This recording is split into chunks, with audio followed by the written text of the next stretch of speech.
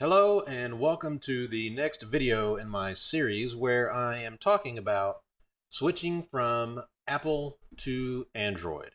This is Binary Atlas. I hope that you guys enjoy the video. Uh, if you have any suggestions, I'm going to go through things I've done, apps I've found to help me bridge the gap between Android and Apple. If these are things that I have found through my research, but if you guys have anything you know of that is better, please leave a suggestion in the comments. I would love to read it, research it, and learn some more stuff. All right, so let's get into it. As I mentioned in my first video, I had decided that after Apple launched the iPhone 10, that it was just too expensive to buy a $1,200 phone. So I went through, paid off the phone, sold it on eBay, and I bought the Galaxy S9, which is what you're seeing on screen right now. Now, not to say that I am the end all be all of Samsung fans, but the reason I chose the S9 is one, latest phone, has the latest processor, uh, the best camera, things like that. Taking pictures is important to me, not only for taking pictures of my kids, but recording videos and things for my channel. Also, having the latest processor, make sure the phone will last me as long as possible. I also went on to a website called iFixit. You guys should really check it out. It's a great website. They go through all kinds of different devices and give you the repairability. I wanted to have the option that if I was to ever break the screen on this phone or it gets old, the battery goes out, I wanted the option to fix it myself. I wanted to buy parts and be able to repair it. I didn't want to have to throw this phone away and go buy a brand new expensive phone. I'm trying to get away from that. Now, saying all that, I've used this for about 3 weeks now. I've gotten used to Android. I've gotten to where I actually like it. My wife, however, has not switched from iPhone. She likes her iPhone, which is perfectly fine. But I had to find a way to bridge those gaps. She still lives in the iCloud world. We still have a family calendar. And honestly, it was hard at first in order to keep everything in sync. She would put the kids' doctor's appointments, recitals, things like that onto the family calendar, and I wouldn't see them. So I'm going to walk through. First of all, I'm going to show you some things I like about the Samsung, and then I'm going to go through and talk to you about some of the core software that I use and how I use it. And then we'll talk a little bit about, you know, bridging the divide between the two. So what you see on screen right now is my screen for my Samsung. All right, so you're greeted with this. This is your homepage. Now, I don't use a lot. They have the ability to have the time and weather and stuff like that on your lock screen that's always on. To get a little more battery life out of my phone, I chose not to do that. Mine is black whenever I shut it down.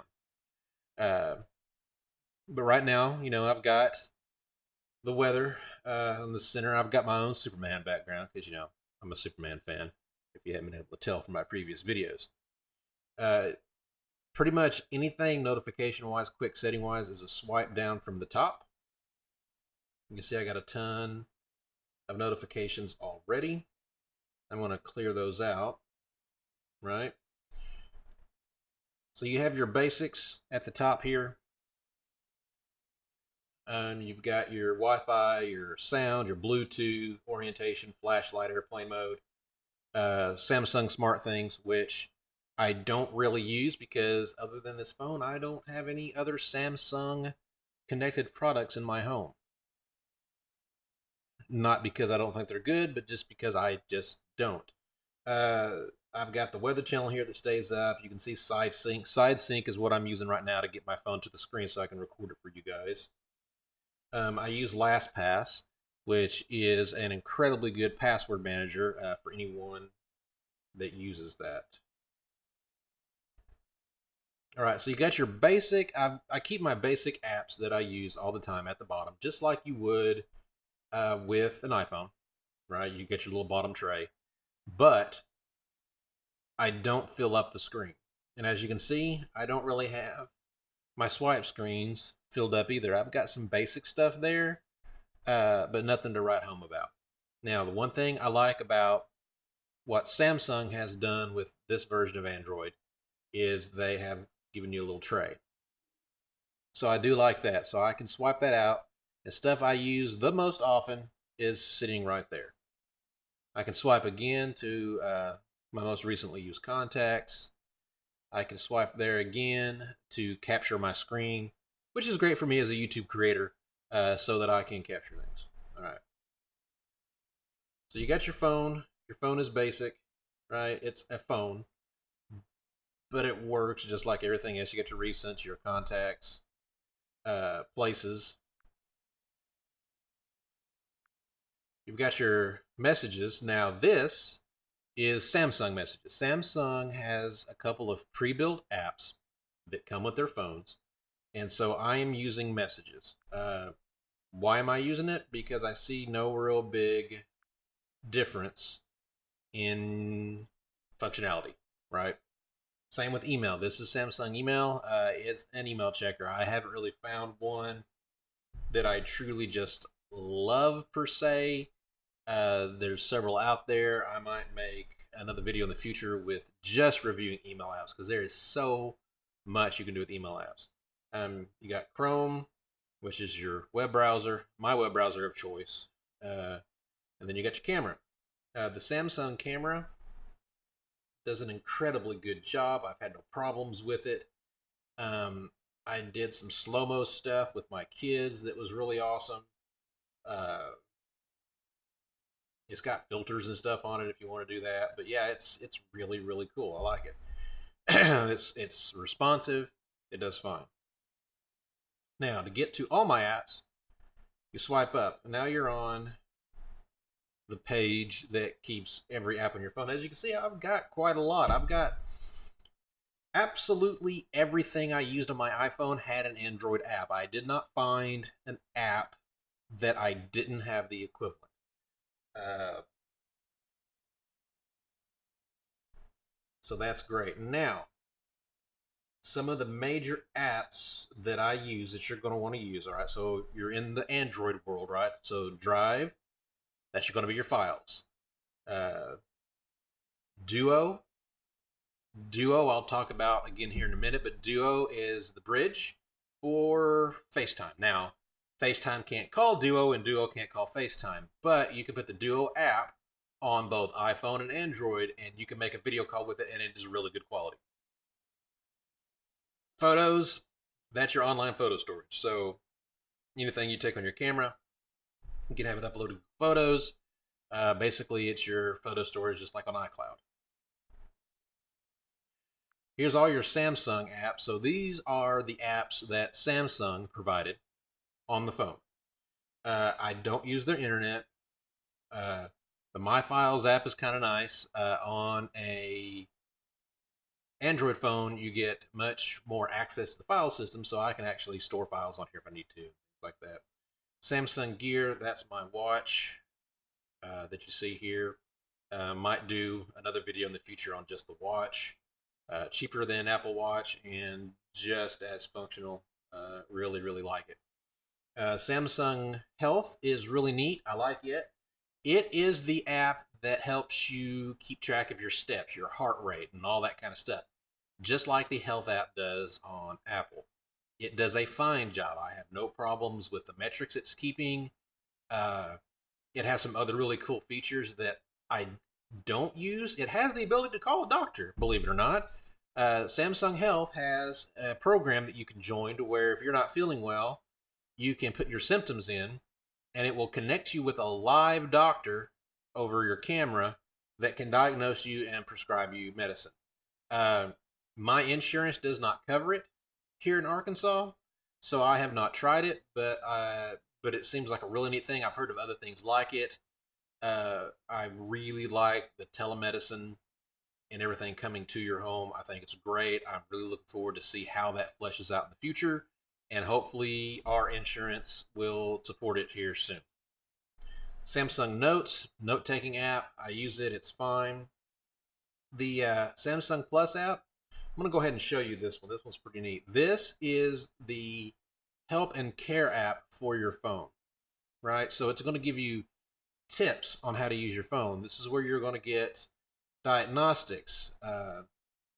Diagnostics is awesome, right? So right now, it's telling me that 100% I'm past, nothing's wrong with my phone. It's telling me how much storage I've used. I've got a micro SD card in here, which is great because on Android you can expand the storage where you can on iPhone. My connection speed, my battery life. So right now I've got 11.6 hours left of battery before it drains. It tells me my battery optimize is poor. So I can actually click that, or tap it rather, and it will bring up suggestions on what I can do. Now, certain things I've turned off because here's how I use my phone. I charge it every night. So, because I'm a power user, I use my phone constantly throughout the day. Um, on the weekends, I'm doing stuff for my Binary Atlas channels.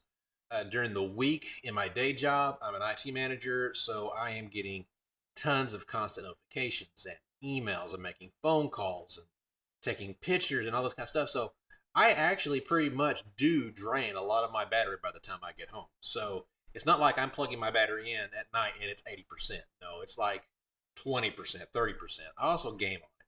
So for me, plugging in every night, that's just what I do. So when I see 11.9 hours or 12 hours, I'm fine with that. Which is why I don't have my auto brightness on that dims the screen. I like having a bright screen if I'm in a dark environment or a light environment. Uh, I keep my Wi-Fi on. I keep my Bluetooth on because it connects to my watch. So I kind of pretty much ignore these settings, right? But you see right now, I'm at 93% full, even with all the stuff I'm going to be using. Uh, I really don't have a problem with it. And as you can see it's updated since I've gone into my battery settings. Oh, nope, you're only at 90%, but I'm fine with that. You have your learn. So this helps you learn about the different things in the Samsung world. Um, Unfortunately, I have been a big proponent of these companies not having proprietary stuff. I think everyone should work together. I think as a consumer, I have the right for my Android phone to interact with Apple products, but it just hasn't happened yet. It will probably take a huge outcry from the consumer, and I don't see that happening anytime soon because you can't get people together to do anything. But this would be where they would tell you all about the other Samsung products, what you can do with them. Um, One of the big ones is Bixby. That's their digital assistant. We'll go into that here in just a minute. So you've got a community too. So you got a problem with your phone, uh, weird issue, bug. You want to see if other people are having that issue, if they've come up with solutions. This is where you would go. It actually is a pretty large and vibrant community. I've gone in and browsed the forum on several occasions, and it's been pretty neat. Right here is where you get help. So this is pretty much your one-stop shop to get help with your phone from Samsung. I have actually used the text chat. When I first got the phone, I was having problems finding uh, the settings and navigating the settings, and they took me right to where I needed to go in order to open up the USB port so that I can connect to my computer to do what I'm doing right now, showing you the screen. Uh, Video chat support, I haven't tried that yet or schedule a service, but so far I have had absolutely, it's been awesome. Uh, One thing I will give them is Apple. All right, I'll give them their props that they have great customer service. So does Samsung. So when you switch over from an iPhone to a Samsung product, I don't think you're going to have any problem with it. Now, I cannot attest to the other Android manufacturers, LG, Google, Motorola, but I do know that my experience with Samsung so far has been nothing but positive. All right, so you can see right now we've got the My Samsung page. This is showing pretty much everything that I own Samsung. So this is kind of like where you would register your product. All right, if I had a Samsung TV or a refrigerator or something like that, I could register it here and keep track of warranties and all that kind of stuff. Um, I don't really have any bookmarks. Bixby skills. This is I'll get to this in a minute, but I don't really have any that I've registered, and I haven't registered for any workshops. Honestly, Central Arkansas, probably not going to find any near me. All right, my notifications. Let's see what we got here. All right, so this is just letting me know, hey, your guide to this. Have you done this? Have you read this? So we're good there. Anyway, starting out, Samsung phones is a great app to browse through, read, and get to know your phone. I really, really recommend it. All right, so let's go to the next app, Smart Things. I don't have, like I said, any other Smart Thing compatible devices in my home. I have Nest. I have a Honeywell security system. I have Sledge door bolts that are Z-Wave, but none of that integrates with Smart Things. This is that thing I was talking about just a few minutes ago where I really hate it that manufacturers don't come up with standards so that everything works with everything. I really do believe that consumers need to one day band together and force these companies to have standards so that something new comes out and you realize, oh crap, I have to replace everything in my house to work with this one new thing. It's stupid, and I hope that changes in the future. I'll go ahead and get out of that. All right, your secure folder. So Samsung uses a piece of security software called Knox, Knox. It is an encryption software. So basically, it encrypts your entire phone and it cannot be accessed by anybody. The secure folder, what that does is that creates a not encrypted folder that you can put anything you want into it and it cannot be accessed by anybody but you. Smart switch, I didn't use this per se. Basically, what you can do is if you have an iPhone or even a different Android device, they will help you walk through getting all that content from that phone to this one. That's what this app is for. You can do it over a USB cable. If it's two Android devices, you can do it over wireless, external storage cards, all that kind of stuff. I didn't use this because I had a lot of very specific things I wanted to transfer, and some things I didn't want to transfer. I actually was doing a little bit of cleanup. So uh, if I wanted to delete something, I didn't want it coming over to this phone. So I kind of did everything manually. And that's pretty much it for the Samsung apps. Now, that still has a standard. It's got your calculator. That's a Samsung app. Your calendar, which I have tied the Apple home calendar that we're using through iCloud. And I'll show you how to do that in a second. Everything else, contacts, is kind of standard. Facebook, your Google Maps. Like I said, I've had nothing but good experiences finding every app I needed that was on iPhone. Samsung Pay. I'm going to go over that one real quick because in my mind, it is something that does set Samsung apart from other Android phones. Now, other Android phones have Google Pay. I used Apple Pay when I had an iPhone. Let me explain to you why I recommend that you use these services. All right, what these services do is when you want to make a transaction, if the place you're at has NFC, and we'll explain how Samsung goes above and beyond that, but if they have an NFC terminal, so instead of paying with your credit card, you pay with Google Pay, Samsung Pay, Apple Pay. What it does is the merchant never sees your credit card number. What happens is a transaction is initiated on the server side, and the servers say, hey, this person wants to spend $11.95 and It contacts the credit. Okay, yeah, they can spend 11.95, and the transaction is made, and then a token, which is basically sounds fancy, but it's just a long string of letters, numbers, and symbols, is sent down to the machine to say, all right, this transaction is good. They've paid.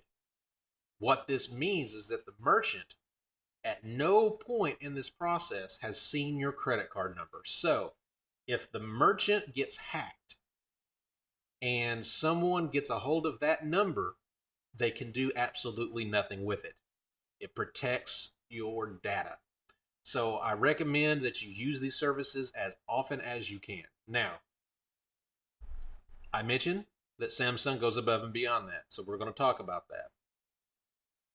All right. So here's one of the greatest things about Samsung. Now, a couple of years ago, there was a company called Loop. What Loop did is they made, because I had one, it was a device, about the size of a silver dollar, maybe a little larger, um, that you plugged into the headphone jack on your phone. And when you wanted to use a swipe credit card terminal, it would take your credit card information and transmit it via a magnetic field to the terminal. So you did not have to have your card, right? It sent the same information to the terminal as if you had swiped it. Okay, so it's just awesome because what that would do is I didn't have to have my credit cards with me, right? I wouldn't have a chance losing them because I wouldn't have them with me. I'd pull up my phone, I would initiate the transaction, I would hold it near the mag reader on the credit card machine, and it would simply work. Samsung bought them out, and they are now building that technology into their products. It's built into my phone, it's built into my watch. So if I go to an establishment that does not have NFC payment, it simply has a standard credit card terminal, I can still use Samsung Pay.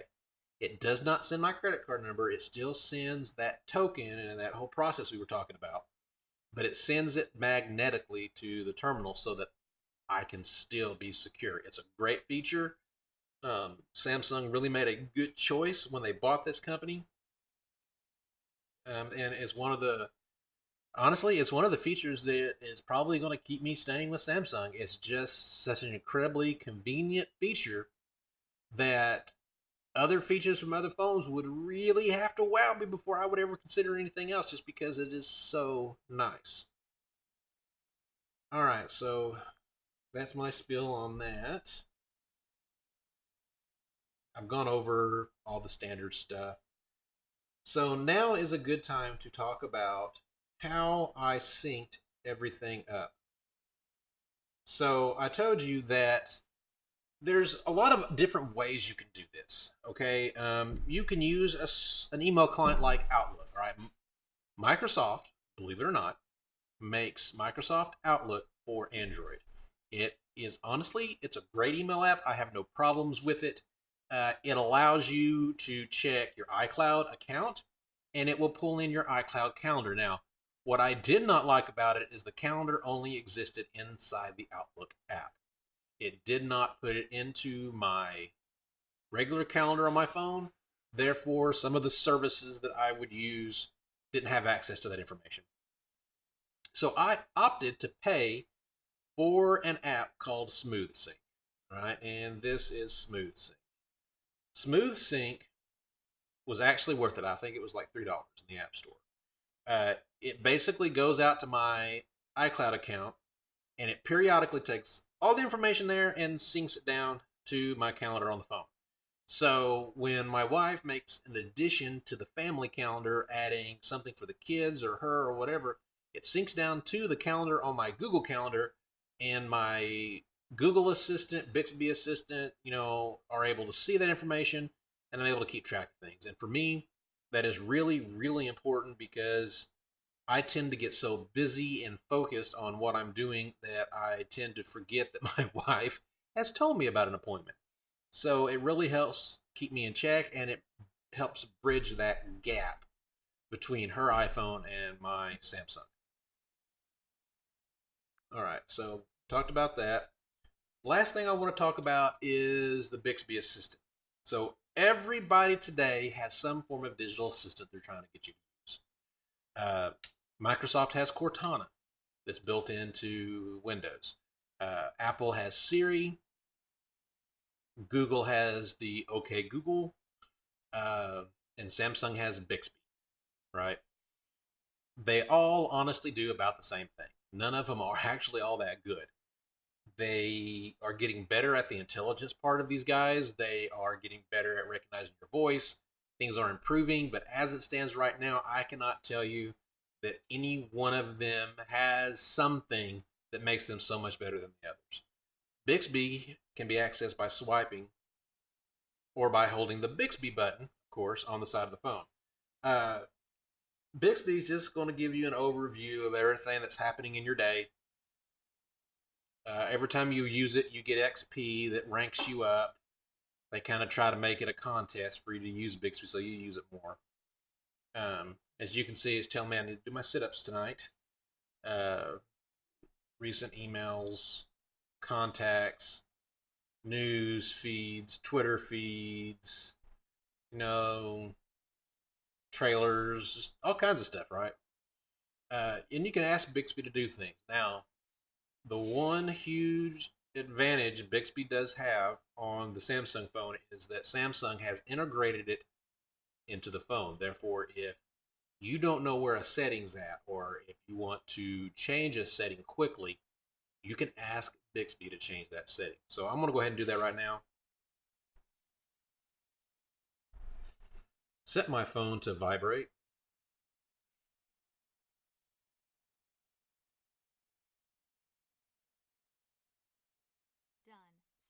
All right, and as you can see, it set my phone to vibrate. I didn't have to go through the menu to find that, even though it's as simple as tapping a shortcut icon. But turn the sound back on my phone.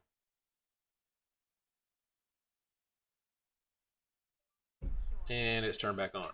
So that's kind of a nice feature, especially when you're first getting started with your phone. You can do those kind of things and easily get around your phone.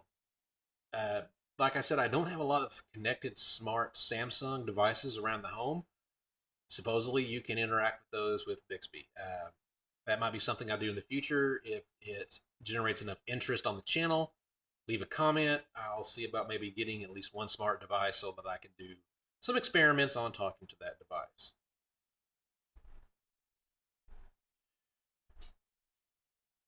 So pretty much that has been my experience with the Samsung Galaxy S9 Plus. Um, it's a nice phone. I've had no problems out of it. Battery has been great. Processing speed. It's connected to the network just fine. I use Verizon on it. I've got no issues with it. If there is anything specific you would like to know that I have not covered in this video, please leave a comment below. I would love to look it up for you, find it, and see if I can help you with it. I can't respond to all comments, unfortunately, just due to time, but if I do have the time, I promise you I'll get back with you. Also, if there's something you'd like to hear about on my next video, please let me know. I'm trying to do more reviews of products and things, so I haven't really decided what my next product's going to be, but if you guys want to leave comments below and help steer me in the direction you want it to go, that'd be great. Again, my name's Binary Atlas, and I hope that you've enjoyed this video. Thanks, and I hope that I'll see you again.